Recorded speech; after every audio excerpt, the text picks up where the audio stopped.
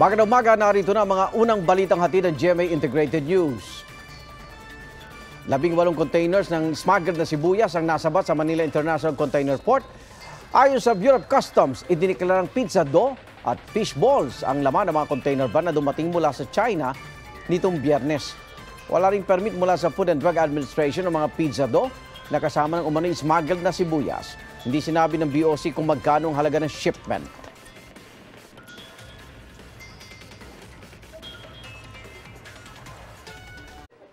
Kapuso, mauna ka sa mga balita. Panoorin ang unang balita sa unang hirit at iba pang award-winning newscast sa youtube.com/GMA News. I-click lang ang subscribe button. Sa mga kapuso naman abroad, maaari kami masubaybayan sa GMA Pinoy TV at www.gmanews.tv.